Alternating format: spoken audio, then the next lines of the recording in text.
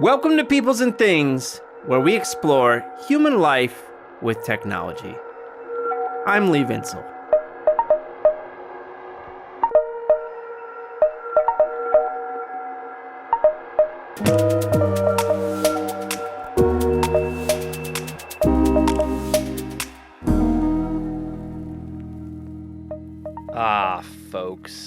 Folks.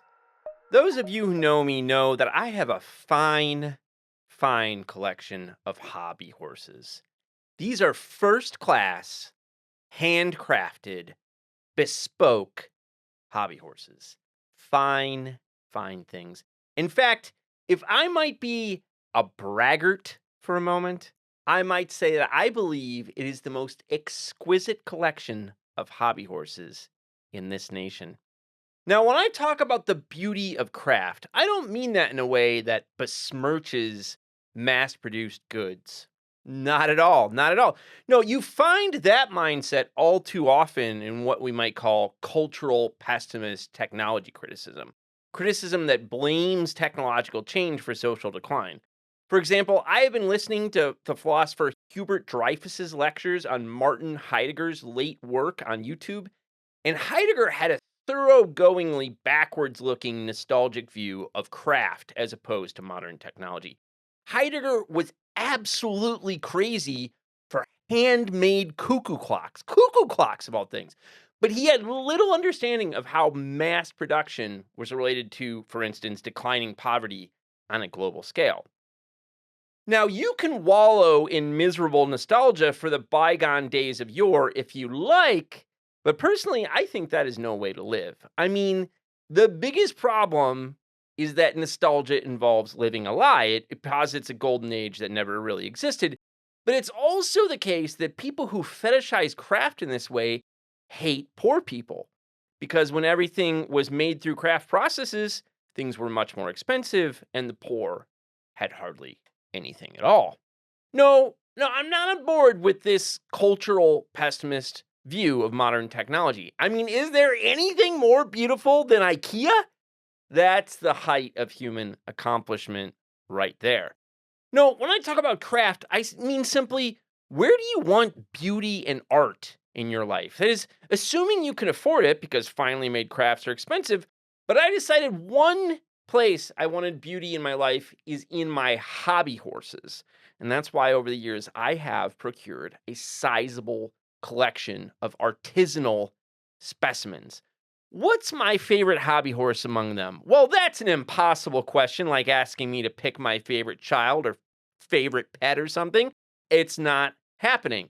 I mean, from a certain perspective, it could be that the finest hobby horse in my collection is the idea that if we are studying technology, we should be good materialists, which means not getting stuck in other people's ideas or discourses like some intellectual historians do, but rather make sure that we are also actually studying material change and stability in the world. We have to actually study the role of material things in people's lives, not just what some elites thought about that reality. Now, that's a pretty fine hobby horse right there, made by a craftsperson in Floyd County, Virginia, near here. You should see the intricate engravings on it. But you know, the hobby horse I actually hold dearest may be the related idea that if we're going to study human life with technology, then we really should begin with and focus on how people use technologies. Of course, this is an idea that I've gotten from David Edgerton and several other thinkers who have influenced me over the years. What we need most of all in technology studies are examinations of how people adopt and use things in daily life. Because even if new material changes have any impact at all on societies and their economies, it will come through how people use them. That is how they become a part of routine actions done all the time. If we're thinking of the field of history for a moment, then we might say that we need more social and economic histories of technologies focused on daily life. And I'll just add parenthetically that one thing such examinations do is poke holes in, for example, nostalgic fetishizing of craft. That just blows that out of the water. We're lucky these days that we have more good studies of technologies in use coming out. Though I would say fields of technology studies are still way too dominated by studies of invention and early stages of innovation.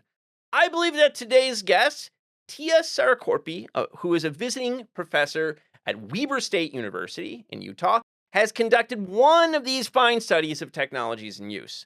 Her project is called Our Land, an Oral History of Energy, and it was funded by the Research Council of Finland. This history of electrification, which was rooted in oral histories in 3 locations in Finland, takes a use-based perspective and examines how ordinary Finnish people adopted and used electricity. Among other things, I think Tia's approach reminds us that so often when we rely on written records, we are almost necessarily remaining close to elite perspectives. This is also part of what drives our attention to invention over use. I think Tia's project is very creative in this way. We need more like it. I had a lot of fun talking with Tiia about one of my favorite hobby horses. I hope you have fun listening. Hey, get excited!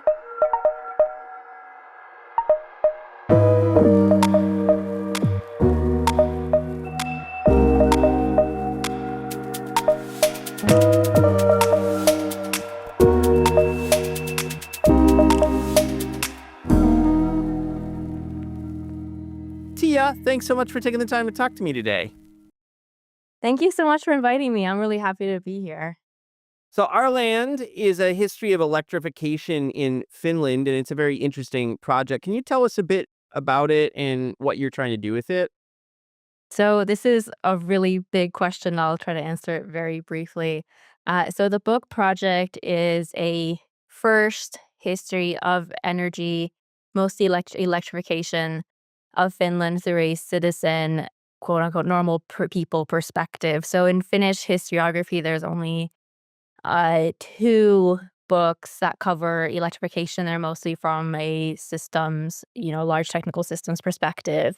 So this is really trying to capture how did people experience this massive transition throughout the 20th century. That's great. And so it's kind of a user focused, consumer focused version of this, which I think is really important. And can you say a bit about where the title comes from, Our Land? Yeah, so the name of the preliminary title, which I hope will stay as the title for the full thing, comes from a Finnish encyclopedia called Oma maa, tietokirja Suomen kodille, which in English means Our Land, an encyclopedia for Finnish homes. The first edition appeared in 1906 and final edition 1911. So the idea of this Oma maa, or Our Land, was not to create an encyclopedia or a dictionary, but to be a book that ordinary people, working class people could use to understand what it means to be a citizen of Finland. So I really wanted to tie this idea with energy and to kind of show that we might think that this infrastructure is not for us, but it is actually about us and for us as people to use. And it's not something that's, only something that engineers or intellectuals can understand, but it's, for everybody. That's great. I've been thinking a lot about this essay, kind of a not well known essay by David Nye, the a cultural historian of including of electricity, of course. But he wrote this essay. It's in an edited volume, and it's called something like "The 1970s Energy Crises as Cultural Crises" or something like that. It's something very close to that.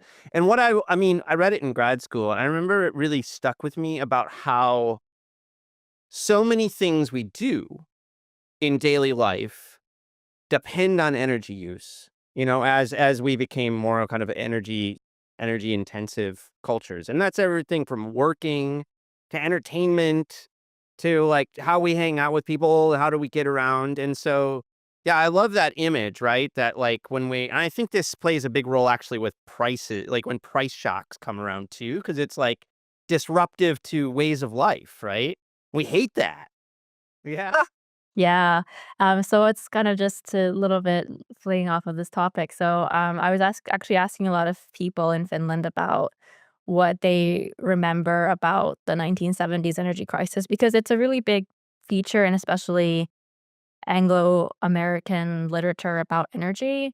But what was very interesting when you do oral history about it, people are like, "I don't remember this at all. This Right. wasn't an issue. I paid the bills.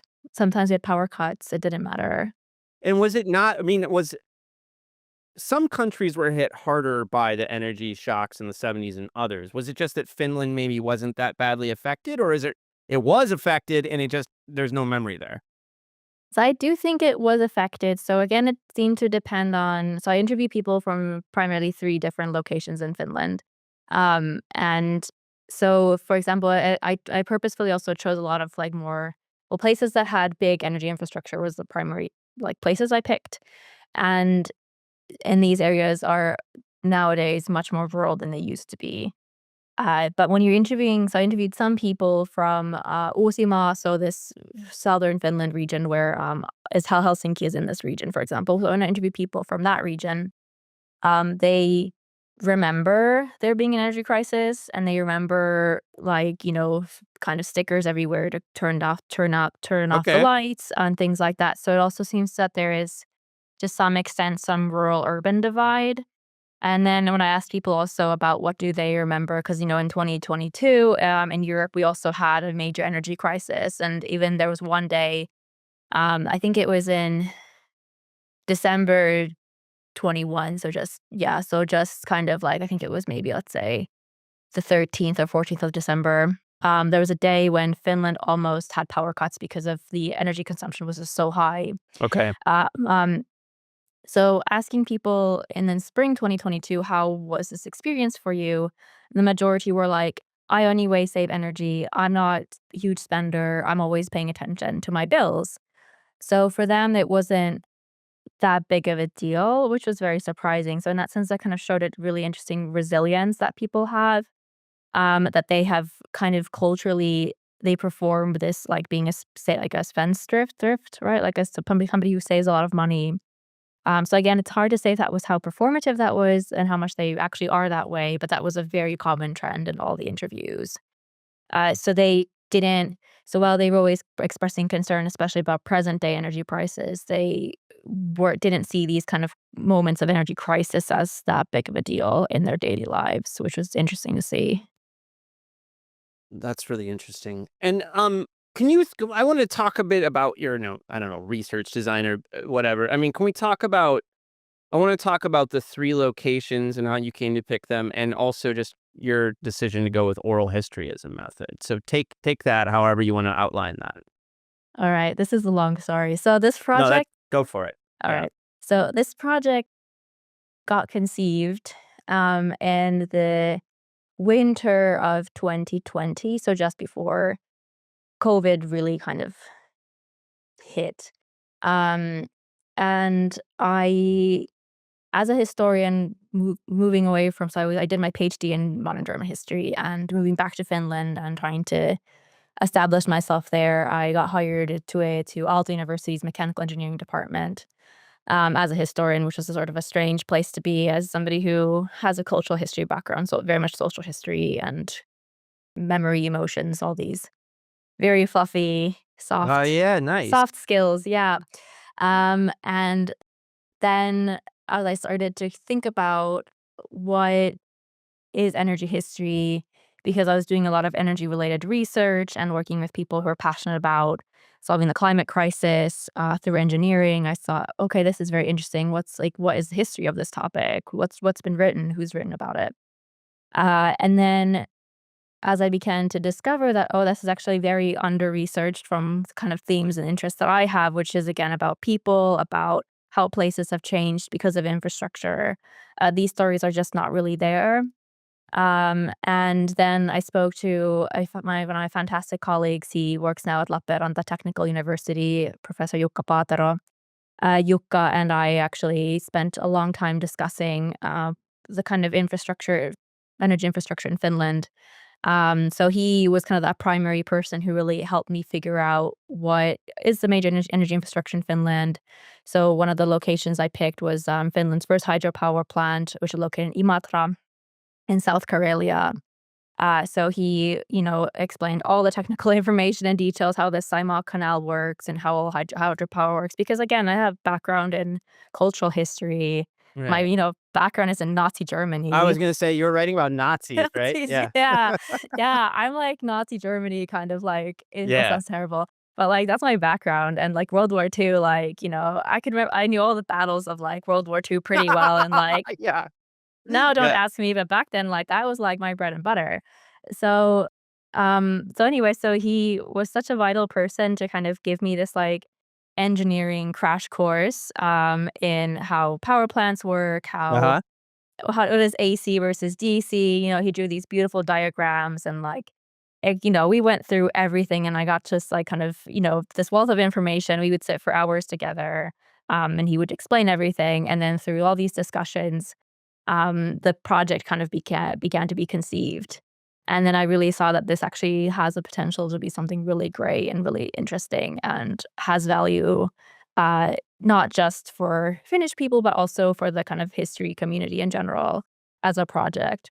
So the focus became especially on renewable power plants, mostly because of Finland's, at that time, the governmental policy to be carbon neutral by 2035.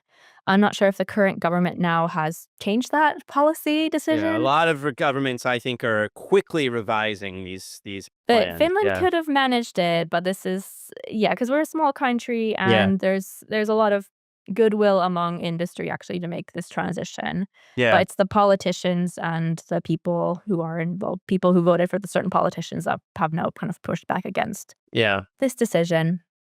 So at the time, this was a really big thing, and knowing that when you're applying for funding, the funders in this application, they specifically ask you also to comment on how your project links to the UN Sustainable Development Goals.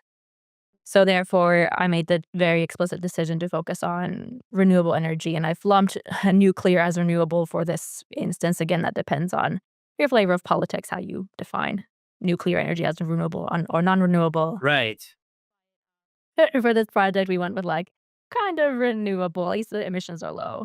And then I picked also so the first, nuclear power plant in Finland, which was built in Loviisa, that's kind of, uh, east of Helsinki, about 100 kilometers. I'm not sure how many miles, but about an hour's drive from Helsinki, pretty much. And then I picked as a 3rd location, in Lapland, we have this river system called the Kemijoki, so Kemi River. Because during, the post-war period, they built, I think, about 14 hydropower plants along this very long river and fundamentally changed the entire riverscape.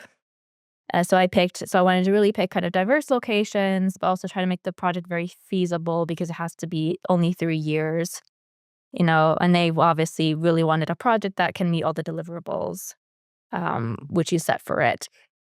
So, yeah. Yeah, so that's how that happened, and so I have to really thank my colleagues at Aalto for all the help and, Yeah. and it shows that kind of, cross-disciplinary dialogue that is really important, I think, for a history of technology in a different way than doing cultural history of Nazi Germany is. That's interesting. Um, yeah, and I just believe that these kind of emotional landscapes of energy are really actually are important for understanding future transitions because I feel like, you know, almost any climate policy or any meaningful climate policy is going to shift prices and all these things and shift habits and ways that people have deep feelings about. There was a really interesting essay that I've been thinking a lot about in Jacobin. This is like the lefty, socialist magazine here in the States. And it was kind of pushing back against what it calls the climate disinformation paradigm, which is that like people don't want climate change policy because they believe that climate change isn't real because that's what corporations are telling them to believe or whatever. And it's like, no, actually, like they have ways of life and these things are going to change their ways of life and they have feelings about that. And if you're going to have to like convince them that that's worth doing somehow if you want this to happen. And I think that's a very emotional thing, actually, right? And it's all caught up in memory and all these cultural things. So, yeah, yeah. Absolutely. So in the project while in Finland, I would say that this is just I'm gonna throw out a statistic, it's not just made up, but at least based on the interview sample, only one person expressed really straightforward skepticism about climate change.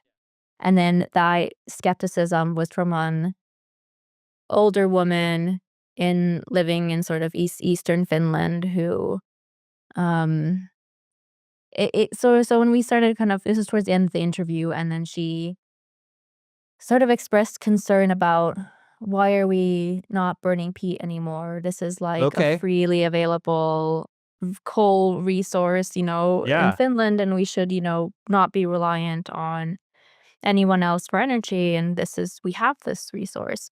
And then she lives quite close to these kind of peatland areas. So that's also where this came from. So, and the way that she expressed it was also very emotional because she was, clearly worried about, Finnish energy security, also worried about, um, yeah, just sort of like the way of life that now was being challenged and changed by, having to, either pay a bit more to have renewable energy, um, even though energy prices in Finland are very low. So there was this kind of expressed concern, and then I had to frame it in the sense of like, well, if you think about how many people lived in Finland back in when you were a child, that was 3 million people. Now we have almost 6 million people. What do you think it means in terms of like how much peat we'd need? And then so Finnish people love sort of being very rational. So they love sort of like given the facts, even though we're not very rational people, but they like we have to Yeah, present it yeah. in this way. Yeah. So when I started to talk about like kind of this numerical side of it, like, Yeah. if all of us have houses and we all need to have heating, how can we have enough peat if we only have, let's say, 100 pieces of peat and we have 1,000 houses to heat? What do you think we should do? And then she just sort of paused and was like, oh yeah.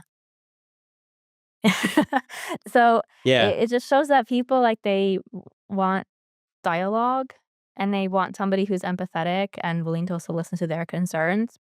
And then they're like then more willing to be on board with changes. Also very interesting in Finland.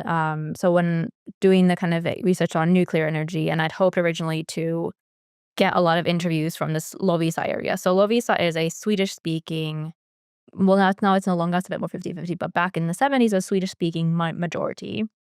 And they are culturally their own group. They have very much their own identity. So even today, going to Lovisa, you almost feel like you're not in Finland. At least I felt that way the first time I went there. Just sitting in a restaurant, I heard only Swedish around me. Oh, wild. And I'm going only 100 kilometers from my house, like an Okay. hour's drive away.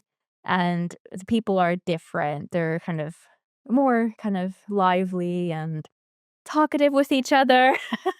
I'm sorry, like with Finnish people, we're very sort of like, don't bother me and like I want to be in silence. It's just a different vibe. So it was very different. And for that community to get into that community, even to do interviews, you have to know people there. Like and Okay. have to really have roots there.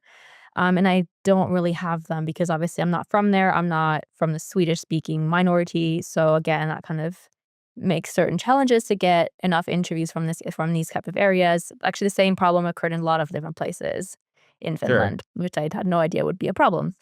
But one of the questions I asked then a lot of people after realizing that it's going to be so difficult just to get people from this region to get a good sample size. So I think I managed to get 7 interviews from this area, which is not very many. So I started asking people in general, like, what do you think about nuclear energy and how do you feel about it and what's your history with it?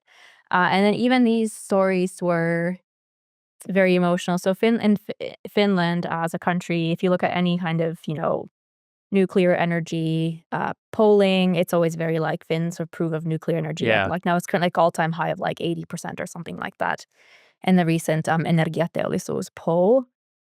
So I was very interested, how is this the case? How is this possible? Are people actually like pro-nuclear? Because if you look at any other country, anywhere, everyone is like, oh, nuclear, this is terrible. Chernobyl's going to happen. Yeah, and I understand the fear. So I was very curious, like, where does this come from? There's one other Finnish social scientist who looked at the same question by interviewing people who work for the Finnish nuclear energy agency, and they expressed very much like a belief in science and belief in like the minimal risk that comes with nuclear power plants. And so I was very curious, is this the same phenomena then in general public? Well, it turns out that this is actually very performative. So people actually have fears and concerns and worries, but they don't really want to express them publicly. And to me, I'm kind of like, I represent, Finland's MIT, Right. like, right? Like, I'm going to talk to Yeah. some like grandpa in the middle of like lives in a house in the forest. Ask like, what do you think Right. about nuclear energy? They're not going to want to really say the real And how opinion. did you see that? How did you see that kind of gap, right, between like the performative and what you could sense was being held back? So they regurgitate a lot of like newspaper headlines. So older people, because they're very well read, surprisingly, even if they might have, beyond nothing beyond like a primary education, they're very active readers and they are very actively watching the news, which I do as well. So they very actively performed these kind of media phrases about why we need nuclear. So it was kind of nice to see that they understood to some level the reasons why the Finnish government, et cetera, is pushing for more nuclear energy versus burning coal.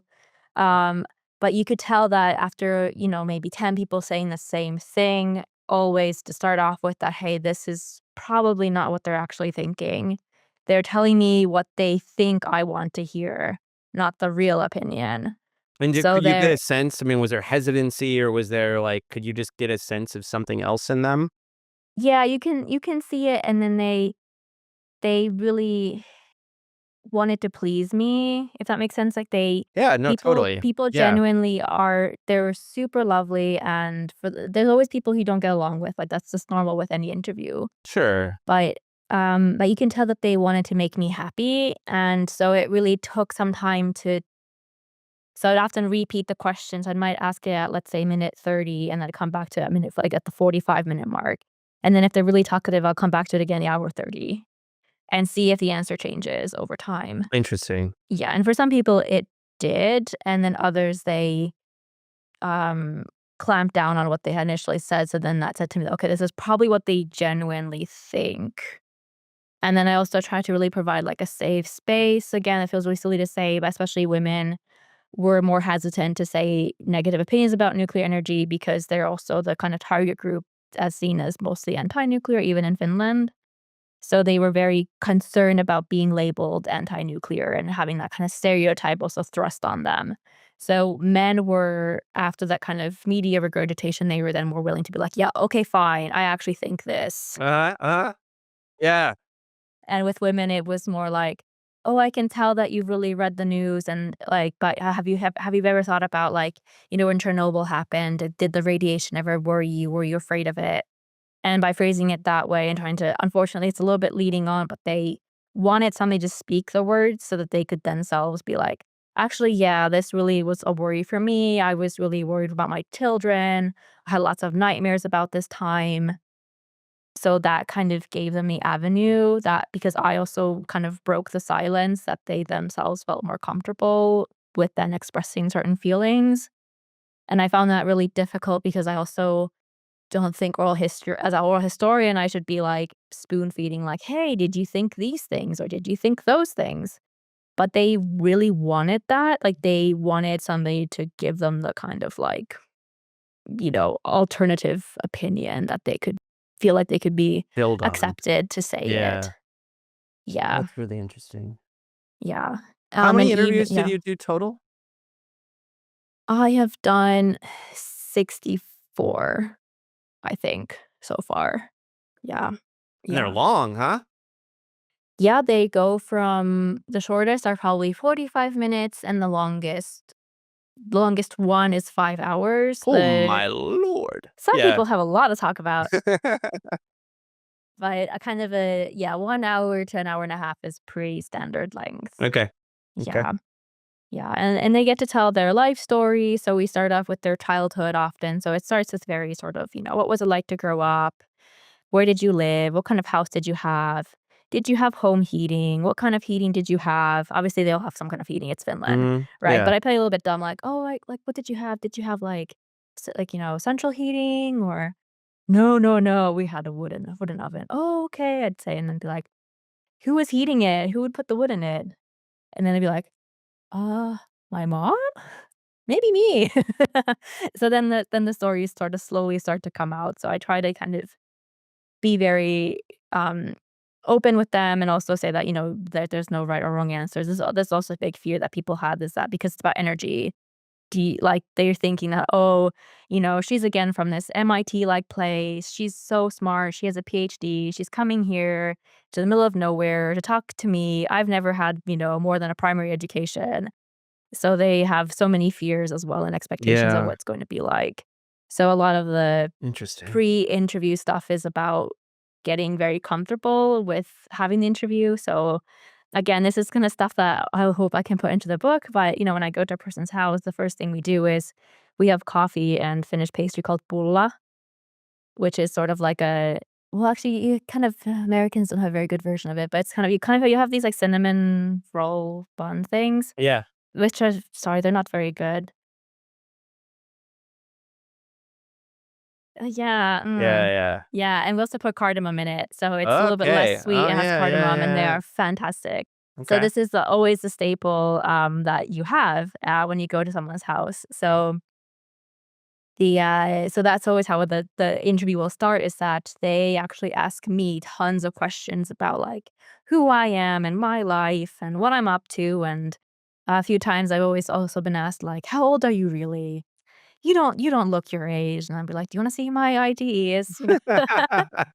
But I take them as that to kind of joke a bit and, like, be very jovial and really Yeah. put them at ease, and that really, I think, play a huge role in getting people willing to talk because I can tell that they were all very nervous. Mhm. And, of course, I was nervous the first time I was doing an interview, but, again, over time, it became easier for me, and but I still notice that people are very nervous, and Yeah. anything I can do to make them feel at ease and willing to talk about actually very difficult topics about energy. You have to have that kind of bond where you can communicate and feel like you can say what you actually think and not worry about being judged. Yeah, totally. Yeah. And so tell us a bit about Finland was like you say like 90% rural until like the 20s or something like that or like early 20th century. And so how tell us how like what does electrification look like in Finland and how does it come in and yeah, tell us that early story. All right. So the best book on this is by Timo Herronen, who has written a lovely, unfortunately, it's not in English, but there's a summary in the back of the book on early electrification of Finland. So he takes a very system level perspective, looking at, again, how basically municipalities, cities began electrification mostly through street lighting as kind of the first instance of electrification. So I look more at the rural side of things. So especially in rural areas that had down kind of little rivers, that were flowing down with gravity down the river. You could build little hydropower kind Oh, of like cool. things. Micro Yeah. hydro. Yeah, Micro, nice. yes, yeah. Cool. So you had that in addition, and also at the same time, let's say like late 1800s. Also, you have the pulp and paper industry starting to grow. So you have towns that then combine both, right? So you have the mill stuff happening, the sawmill, and then you can also use the extra energy to light a few light bulbs that are close by to the mill, right? Yeah. So this is kind of the basic story that's in a lot of little areas, but it was not very uniform. So I was finding these stories in a collection from the Finnish Literature Archive, which was a lovely archive. They're so, so great to work with. They collected in the 60s this kind of collection of stories, I love it. mostly about like changes in rural life and kind of Yeah. like how much stuff has changed. So these kind of Classic. stories of electrification were a part of that. Yes. They were very rare, but there were those few stories, and then you could see that kind of like local pride that, oh hey, we had a little hydropower plant, and then we, collected some money together, and then a regional company was established, et cetera, et cetera. So you had that kind of regional building of like power plants in some places. So Imatra, where the first hydropower plant, national plant, was built, was a big government project. They envisioned it kind of just after World War I. And Imatra had always been a very well-known place because of the cultural aspects of it. So the stories are that Catherine the Great has even visited Imatra, been by the river, checked where her land boundary was, and then she left very happily. And then Imatra, because of the rapids, it became also a place where the St. Petersburg aristocrats would come and visit, nobility would come. And then we had, I think, was it some Pedro II? I was he like King of Mexico? I think he even visited. He's chiseled his name into a rock Okay. next to They the would come just river. to, like, to look at the rapids as, like, a thing of beauty. Indeed. Yeah, Yes, okay. because it is very beautiful. It's like a miniature. I call it like a miniature Niagara Falls. Like Okay. not as amazing, but like Yeah. the like the Eastern European version or something. So yeah, so the people would come to visit that. So after World War I, the tourism industry basically started to die again because turmoil in Russia, Finland became independent. So that touristic pull was starting to go away. And then the Finnish government was also very interested to connect the rest of Karelia. So of course the Finnish boundary was a lot more east than it is today. And they really wanted to connect these areas to kind of the rest of Finland. And one of these, of course, ways to show power is through infrastructure and to build, electricity lines. Indeed. So one of the people I interviewed, she was born in 1929 and she was from this Karelian Isthmus area. And she recalls how in 1935, this was actually quite rare that her village and her family farm, they had electricity. Very rare. And especially from like the main grid to have this connection.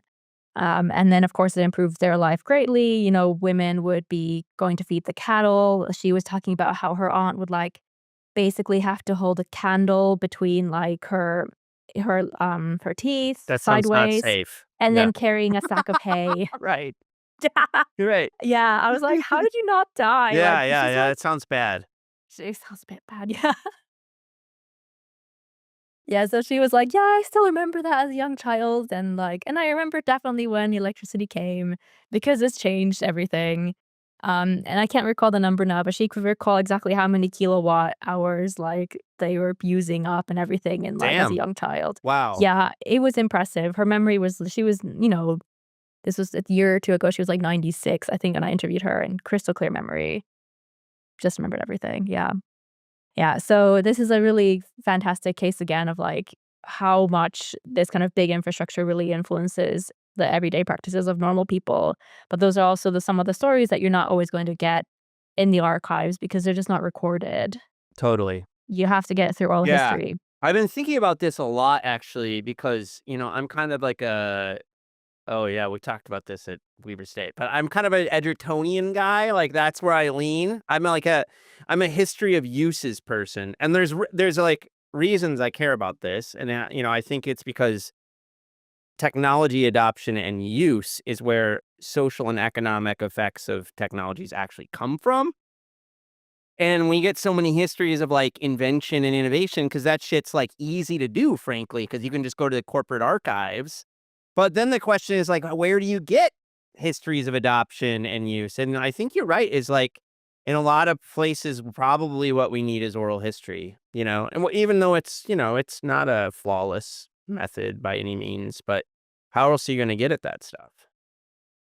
Yeah, exactly. And people don't think that these stories matter Yeah. because they're so quotidian, right? They're Yeah. just things that like, oh, I flipped on a switch. Right. Yeah. So in that Finnish literature archive, I mean, there's this story of actually about switch flipping, which is really funny. This writer talks about how he visited.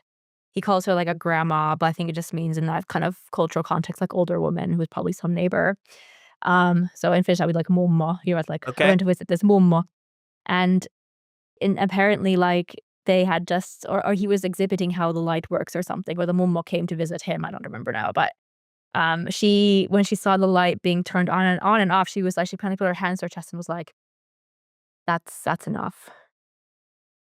You know? And these are the kind of fine stories that are about what it means to get the electric light that we just don't really think about as important. And especially when there's stories like from and about elderly people or working class people or rural people. They're not seen as actually valuable.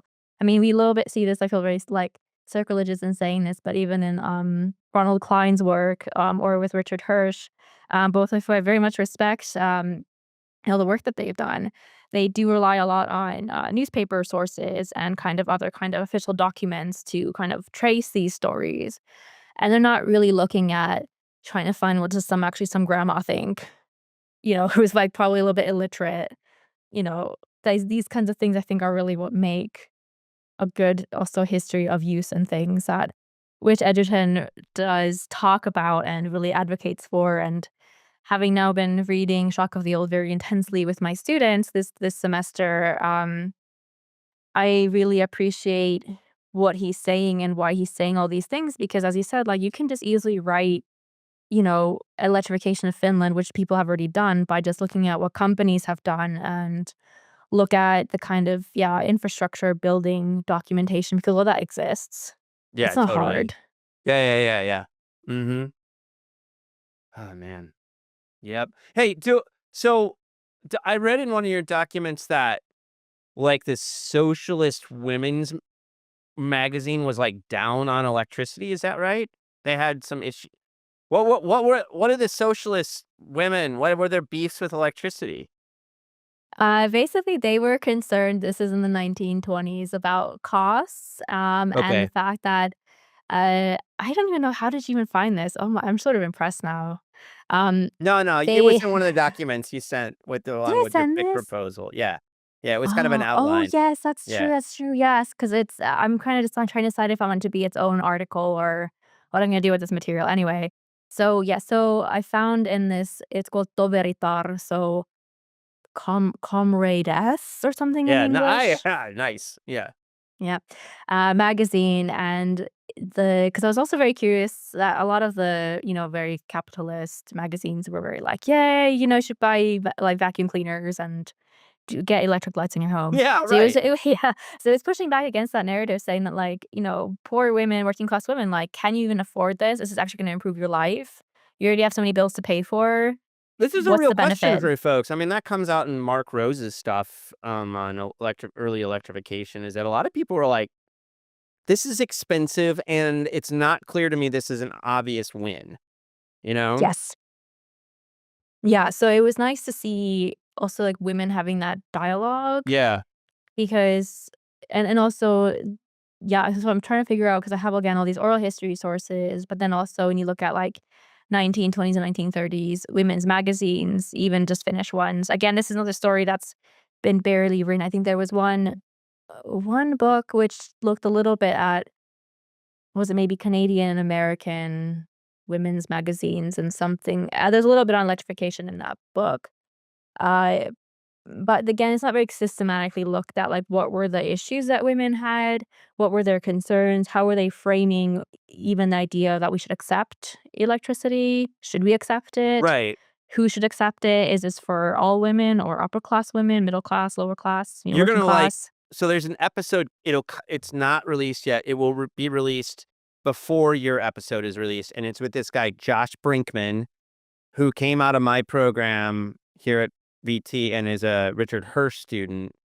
And Nice. he has a book on rural Americans and technology. And he argues in there that women are often the leaders of technological adoption on farms. And I think that you'll get a lot of, I mean, I think there's a lot of connections between how you're seeing this and how he's seeing these things. Yeah, oh, that'd be exciting to read. Yeah, and then there was also the, book also on, rural farming women.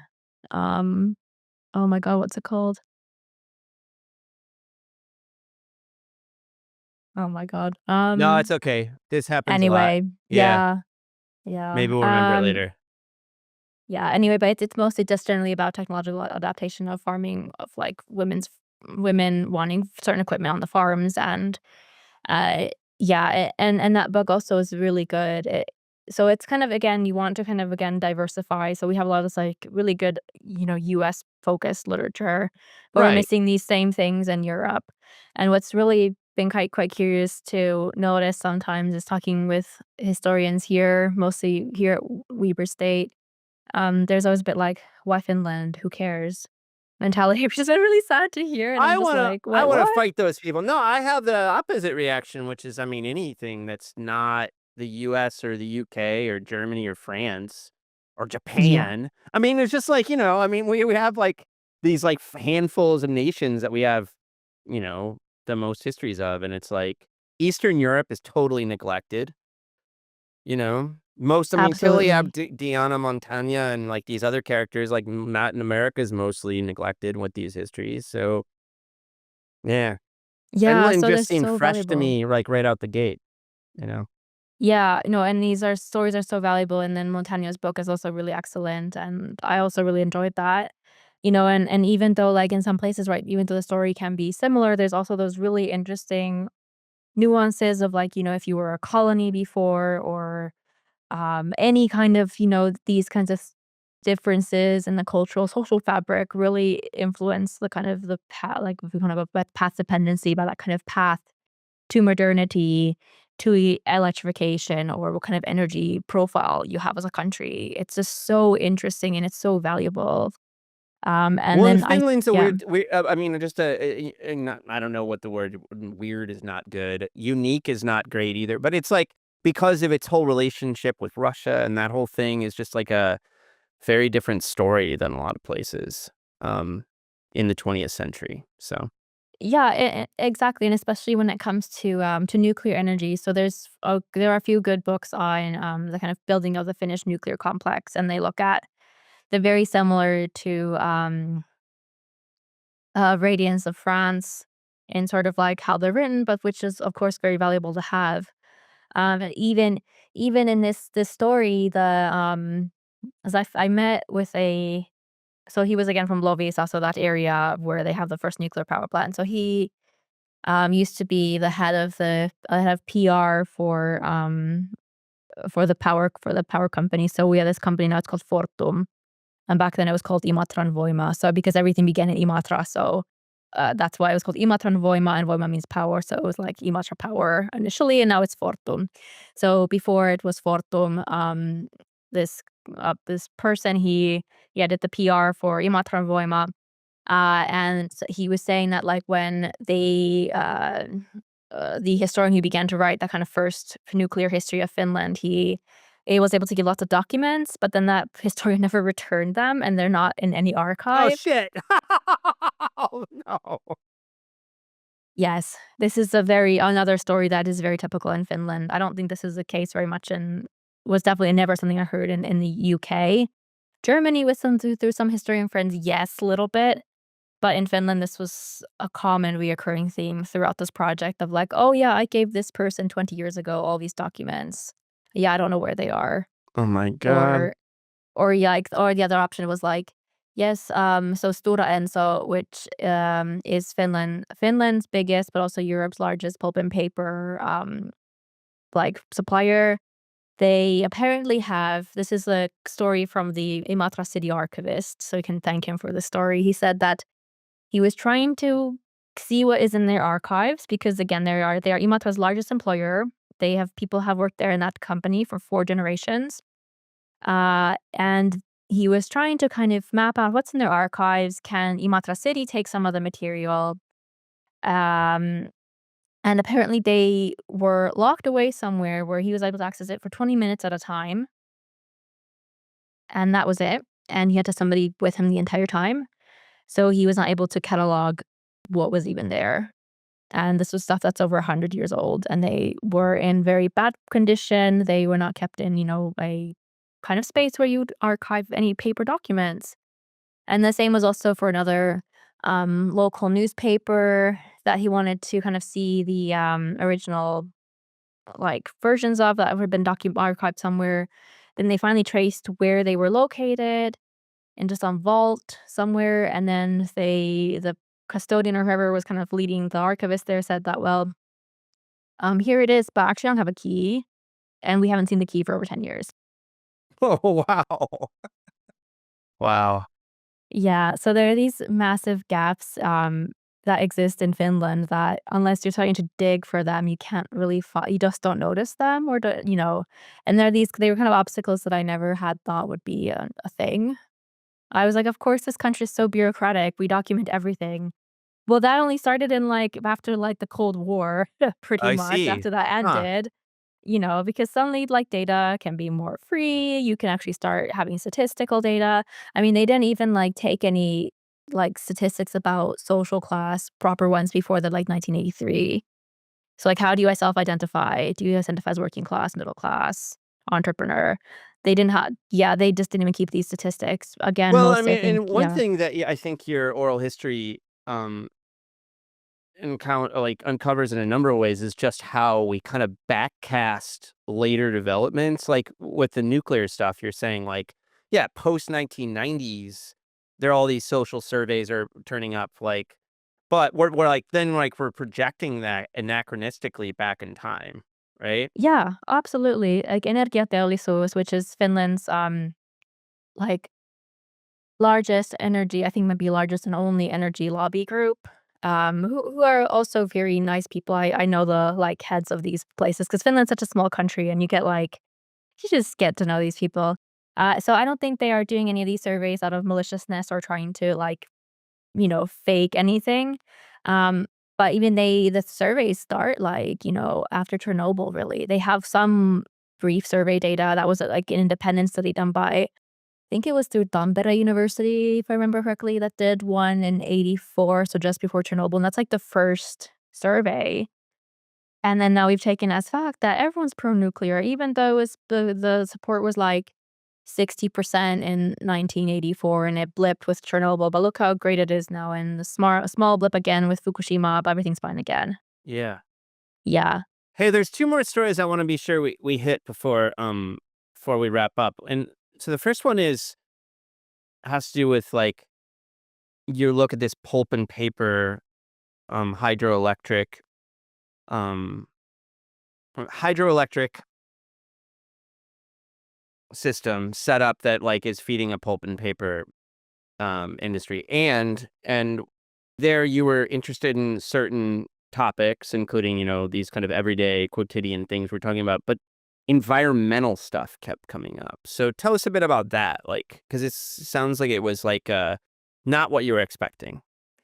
So I went to Imatra. This was the first study location. I started to go there already in autumn 2021. So we're still kind of in COVID times. And so through Imatra City Archive, I got contact with a lovely elderly gentleman called Veikko Puska. And Veikko, he recently also won a prize for his contribution to the local area history. So he's been nationally recognized for his contributions. So Veikko was or is a history enthusiast who worked at the Imatra hydropower plant from about the 1950s until his retirement in 1995. And he started to actually document all the stuff that was going on in the hydropower plant first out of personal interest and love for hydropower. So he has a massive entire home archive where he was keeping company documents because the company was trying to chuck stuff after they became Fortum in 1995 when he was retiring. So he was trying to be like, well, how about you just give me these documents and I'll just keep them here. So he was my primary contact there in Imatra. And because he also worked at the hydropower plant, and also me as well at that point, I was thinking I want to do more about the people who worked at the hydropower plant and kind of hear their stories. So start from that because I thought this is also really important that they're kind of also missing to an extent. We have some recordings, but not very many. And so as in Veiko's lovely, he was one who we spoke 5 hours. He has so much to share, and he really has. He'd recorded all these kind of environmental damages that the hydropower plant has caused. So, and in the interview, when he mentioned these the first time, I was very huh? What do you mean? You had to scrape some shells of some bugs off the Francis turbines? What? They need to do that all the time, every summer. So then I started to think there's something here, but I wasn't quite sure. And then so through him, I started kind of snowball to meet other people. And then very slowly, the story starts to shift from what was it like to live in a place with a hydropower plant or work at the hydropower plant to wait, what's happening in this area? What's happened here? How come you all are just saying to me that money stinks? And that's it. So in Finnish, like raha haisee. That's all they'd say to me. And then I realized that, well, wait a minute, there must be something here. So then I started to systematically ask people about life next to the river. So I changed the focus from hydropower and infrastructure to tell me about the river. What was it like living next to this river? What are your stories and memories about the river? And then the story then starts to really mold about the amounts of like pollution that would be coming down the river from the pulp and paper mill, which is the Yeah, it's a top of the dirty river. industry, right?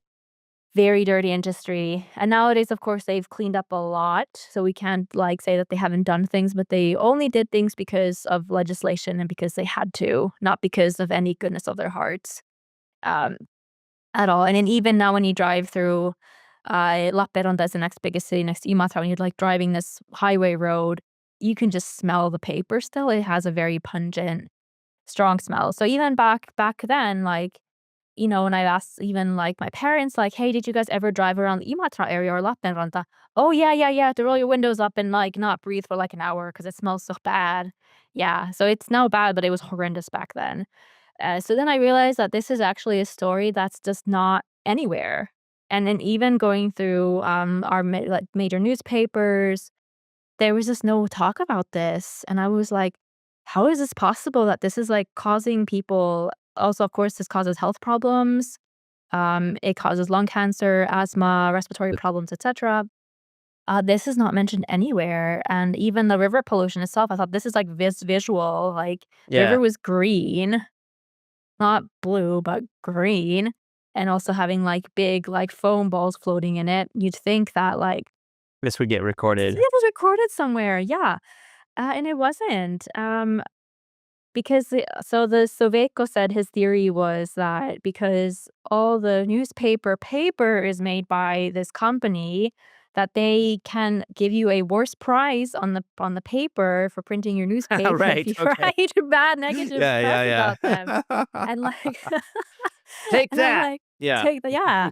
So I'm like, I love this as a conspiracy theory, and there might be some truth to this, because there's like, a few years ago, there was a scandal in with a Finnish newspaper where the newspaper printed an opinion piece, an editorial about a company that funds the paper, and that company got very angry. So then you can kinda see that there's probably something like this going on Yeah, here, but yeah. Oh, not just elite recorded. hegemony, right? I mean, they're close to each other. Yeah. Absolutely. So I think that there was probably something like that. So I'm sure he's not far off the mark here. So by the time you start to get the environmental movement starts during the 70s, you do sort of see more in this major Helsingin Sanomat, like the major Helsinki newspaper, National One, that there's more commentary about the environmental damages. And then certain areas get more environmental damage reporting than others, I noticed as well.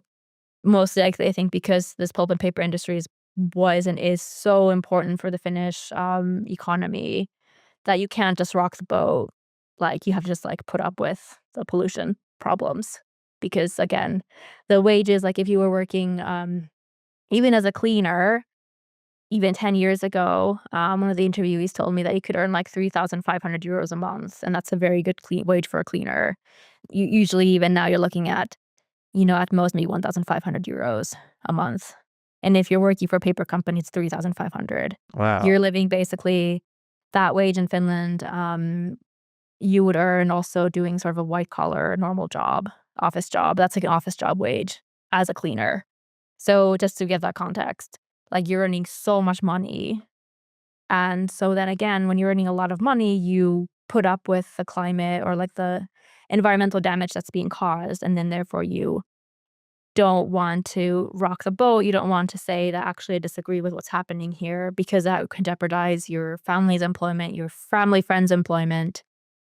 So that's how the story sort of happened very accidentally. And then so one of the ways that I really tapped into this was to have a focus group interview. So this is not something that historians often do. Ah, I like it, yeah. Yeah, and I tried to find any other historians using focus groups, but I could only find one article. So I thought, okay, well, it's a really rare thing for us to do, but it's very common in social science kind of interview studies. So in social science, what you do is, right, you have the focus group is done first, and then you do individual interviews. I did the other way around because, again, like, the stories didn't really come out until we kind of met together as a group. And I was very fortunate with this group that because it was through the snowball methodology, so they always linked their friends, so they all kind of knew each other. Okay. So having then this group of people, obviously with coffee and with this bula, we Comfortable with sat each for other. yeah, comfortable with each other. I said to them like, I have some thematic questions, and you're welcome to just to talk. And I had expected this will take 1 hour. We were there for 2.5 hours, and they wanted to keep going. And I said, I think we're done for today. Like, I was exhausted taking so many notes. Uh, but then what kind of came out of that discussion also was that kind of way that they also themselves employed this kind of silencing and shame to not talk about the pollution problems, but also like acknowledging that this is how we have to do it just so that the status quo stays here. And then towards the end, it was very interesting that the discussion switched to sustainability and also climate change. And then it was amazing to kind of hear that kind of, even in that 2.5 hour conversation when the beginning was a bit like, I don't understand why young people complain about environmental questions too. Oh my God, what did we live through? What did we do? And how are we still here today? Like they would talk about like, especially the women who had young children at the time, they would like, do the laundry with their moms. And then they would put the laundry, like white sheets to dry outside, right? Because they don't use dryers. And this is in like, let's say the 50s. And then if depending on the wind direction, sometimes very, like, polluted air apparently would, like, come and fly at the sheets, and they would kind of coat them in, like, dark brownish grime. Yeah, and then they just had to go rewash them and just kind of, again, be careful about what wind direction was at the time. They also had to women had to memorize with their moms, like, what time should we go do the laundry so that we do it just in the river just before all the, like, gunk is let out from the pulp and paper mill. Yeah, so your whole life just circles around that, and these stories become mundane and ordinary to you, and you don't think about them. The same also, of course, so again, putting all that gunk through that river destroys the ecosystem, so that's also part of the article that I wrote is, like, again, what kind of damages this causes. So it's everybody, nobody wins here, even though you're kind of, I guess, as humans, we make money off of it. But locally, people don't really win. And there are, again, these like respiratory problems and cancers. And these, again, are things that are hush hush. You don't talk about them. Yeah. So, again, it would have been really interesting to kind of be able to get access to medical records, but that goes into a very different kind of space as Yeah, well. totally. Yeah. So, that would be something to expand upon someday with more resources, working with medical experts as well, So the, to get those stories. the other story I wanted to make sure we talked about is that you also have this chapter you mentioned earlier where you look at the transformation of this river that was in Lapland, and I just and you in you're at least in some places you're kind of framing it. It makes sense to me in a kind of settler colonial way because here's these white Finns coming in and building these systems. So tell us a bit about that. And were you able to talk to any Sami people, or have you been able to go that way yet? Or yeah, Yeah, so even framing this as settler colonialism, and I'm doing this very lightly at the moment. I was presenting on this topic at the Tensions of Europe conference in September, and um, one audience member got very upset by this terminology in relation to Finland. And there's been a big debate with President Urho Kekkonen, who is president for 3 terms. So any a bit older than us, they're like, "Oh, yeah, I kinda remember that Gekkonen guy." He was, like, bald with similar glasses as you, so it's kind of dark framed glasses and very sort of a populist leader, sort of. So, he was, like, the head kind of person who was pushing for the industrialization of Lapland after World War II, first as prime minister and then as president. So Kekkonen wanted to ensure that Finland could prosper in the post-war period. Um, Again, this is up to your political interpretation. It's kind of like with Thatcher, right? Like you love him or you hate him. He had to navigate a very difficult situation with the Soviets, ensure that Finland could remain a sovereign state, while also wanting to ensure that, again, Finland could not be a basically what we want to say like third world or underdeveloped country in Europe, and to really push for industrialization and further modernization in the 50s and 60s. So that's where the Kemijoki hydropower project comes into play. And they started already building hydropower along this river route just before World War II ended. And especially women were actually working there, digging trenches and kind of helping to do like the kind of early reshaping of the river.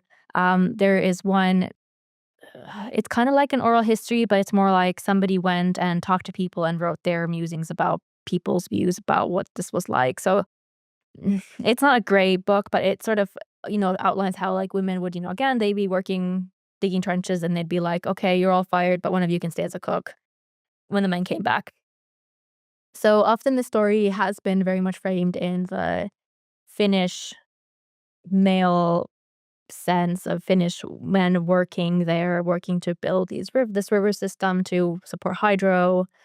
The Sami perspective has only recently become more prominent, and only not in, I would say, like the mainstream history writing. It's starting to come now in the past maybe 4 years, but prior to that, Right. it just wasn't a story that I mattered imagine to in the last people. 4 years, there's a big uptick in interest and concern about Sami perspectives on things, right?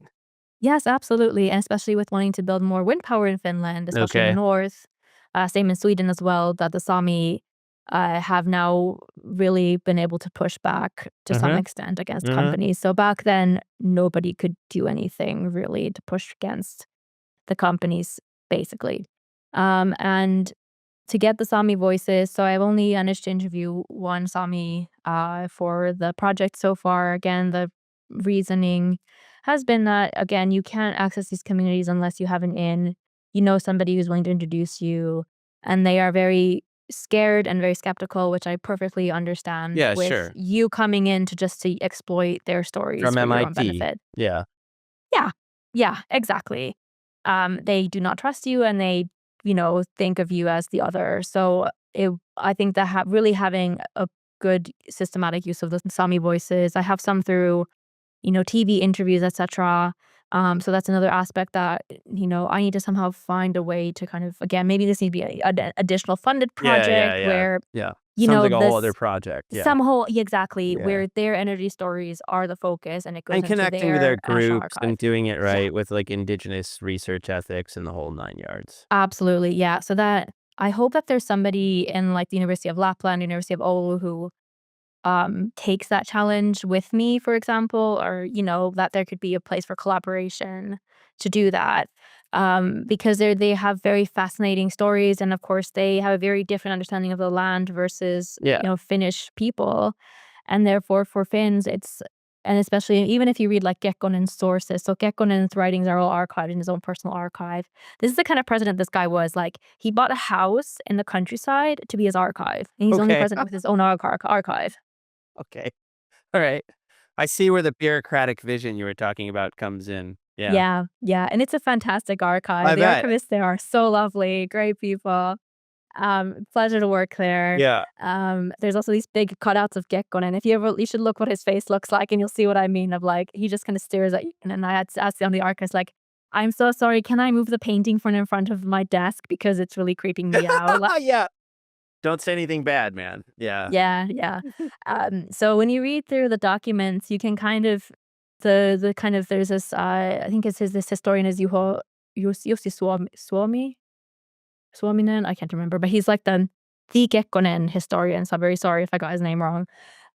So he is like the canonized person Yep. with in terms of Kekkonen. So if he has said that Kekkonen did not have a colonialist vision, then that's been like the direction that you have to take. Me as I would kind of count myself as a marginal foreigner because I wasn't educated in Finland and in the Finnish historiography kind of space. So I don't see any issue with challenging someone like that and being like, well, actually, you can read the same documents and get a very different perspective, and you can see how he was also very racist towards the Samis and didn't respect them. I mean, there's these notes where he, jokes about going to a wedding, a Sami wedding, and it's like kind of very.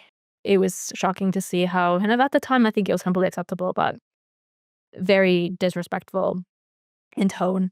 So you can get those glimpses, and that kind of story is easy to build through the documents. So I find it quite questionable that the mainstream thinking is that there was no such thing as settler colonialism when there really was. It was there. It Yeah, happened. come on, man. I mean, where they're going to go in there and use the land, right, to produce Yeah. power. Yeah. And then they did the same thing in Sweden too, and they already were fine with calling it Come on. industrialized settler colonialism. Yeah. So why can't Finns like accept this? So this is I the mean, I thing where would guess culturally that we're struggling. the older person in the well, I'm just assuming. I am assuming this person was older who had the reaction to your use of settler colonialism and in the tensions of Europe thing. But I think, this term has become kind of associated with certain kind of political tendencies in academia in ways that annoy people. But I mean, like, I think that, and I went through the same thing, but a friend had to remind me that the reason we have this term settler colonialism is because there are other kinds of colonialism that are not settler colonialism. And I think that this is a case where it just clearly fits the technical definition of, like, we're going to go into this place and stay with our big technical systems. So for me, this is like, I get why the old guy got triggered or whatever, but, like, this is just, like, just technically true. So, Yes, indeed. Thank you yeah. for being on my side on this because No, I mean, it's yeah. not even a term I love because of, like, the way it gets used sometimes, but it's just like, if you're using it in a technical way, I think it clarifies things actually, right? Yeah, yeah, absolutely, and that's all I'm trying to do is to kind Yeah. of technically show within the boundaries of how as a discipline we have defined these terms and this phenomena, what has happened. And we have to acknowledge that that's how we've built this energy system. Yeah. It's exploited people, it's exploited the environment, it has exploited people's understanding of home, their landscape, their sense of self, even with Finnish people who've had to move and their homes have been flooded to Right. make, room for this Sure. massive moving of a whole river system. These are things that there's that north-south divide. You also probably said in the US too, right? Where it's like, in our process, the South dictate what happens in the North. And that creates a very difficult legacy also. And when you go to these places to visit, so each hydropower plant, so I took a road trip with my lovely uncle last summer where he drove me around because I still don't have a driver's license. So Mhm. he was my driver, my chauffeur, and we visited every single hydropower plant. And like the sign is just like, here's how much power it produces, and this is a part of this river system, and that was it. And I found those signs very disrespectful. So this is made by Kemioki Company. They're very disrespectful to the people who probably had lived there for centuries, had a farm there, had family there, or if they were, again, Sami groups there, that they could have been mentioned in these signs of like who had originally been there, who had made way for the hydropower. But these are completely erased. And when you go to, it's called uh, oh my god, Vuotos. It's like a town between Porttipahta and Lokka, reservoir lakes. So these reservoirs are built mainly on top of Sami sacred lands, both of them. And Porttipahta was built first in the late 60s, and they also had lots of like mercury was coming out from the bottom of the new lake because they didn't actually measure like, what is the ground made of. Oh, there's lots of peat here, and this is causing mercury, and all the fish are dying that we've planted here. What a surprise. So they've created this town between the two reservoirs, and it was kind of like okay, you Sami people, you can just go live here and like have homes and, establish yourselves here. So now there's like two Sami groups that live in this area, and they still don't like each other. You have the kind of Sami group who had lived there since the church records were kept. So this is again like a very Finnish thing. So if you were in the church records in the 1500s, you're like, original. And then you have the Sami group that had been migrating between northern Norway and Finland. So kind of doing this kind of like northwest kind of like to southwest, right? That kind of route. And they also had established themselves in this kind of reservoir area up in near Inari, so very northern Finland. So you have these two Sami groups, one that has their own language still preserved to an extent, and then you have a more Finnishized group who also exist there, and they have two very different understandings of what does it mean to be a Sami. And that is also on top of all the disappointment and devastation towards having lost land that you used to live on, or places that were sacred to you being lost for power production. And for Finnish people, this is very difficult to understand. Yeah, right. So, Because we turned them into a monolithic group instead of recognizing that there are actually a bunch of different groups who have internal tensions. My God, it's just reminding me of like the Middle East and things like this and what yeah, colonialism does to indigenous groups. absolutely. Wow. Yeah, and then when you talk to so I talked to a few Finns, Finnish Finns, they would call themselves, Yeah.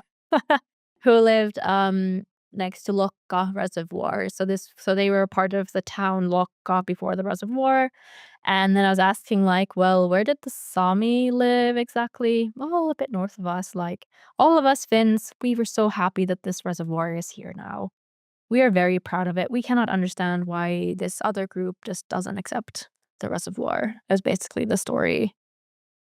So again, you have this kind of trying to present Finnish people or Finnishness as something as rational, scientific, modern, industrial, you know, Right. versus this irrational, emotional other, how they want to paint the Sami. But Yeah. it's just so ingrained that people don't even realize that this is really not the way to think about everyone else. But it's a Finnish cultural trend in general too. It's same with like the nuclear stuff too. Like you can't say that you're anti-nuclear because suddenly you're emotional, you're irrational, oh, you're a woman. Yes. Yeah, yeah. So this energy, as looking at energy, actually shows the kind of other side of like how we are as a society. So it's really, I think this is as a book and as a project, it's just showing that we can't just look at this as a large technical system because it has so many other sides to it that make our whole energy system function the way that it does. And again, it's us as users who are defining that. Beautiful. That is exactly where we'll wrap it up. That was like you did that on purpose, I think.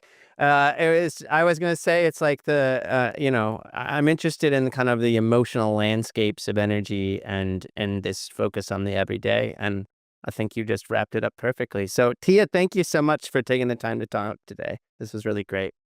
Thank you so much. I really enjoyed it, and hopefully the book comes out in a few years. Otherwise, there's a few articles coming out very soon on this, so please do take a look.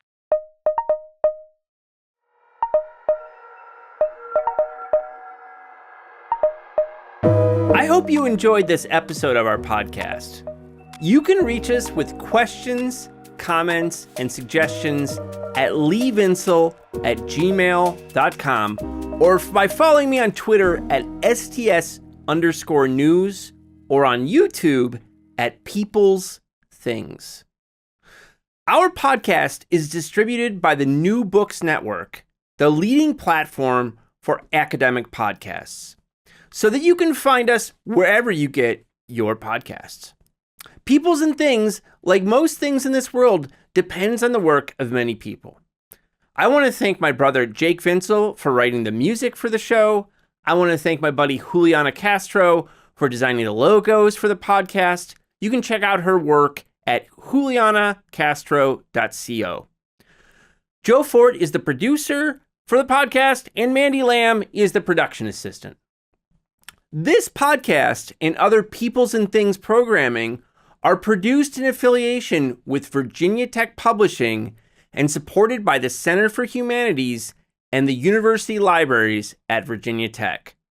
For information about other podcasts from Virginia Tech Publishing, visit publishing.vt.edu.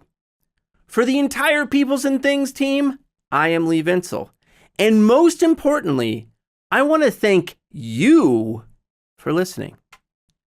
Thanks.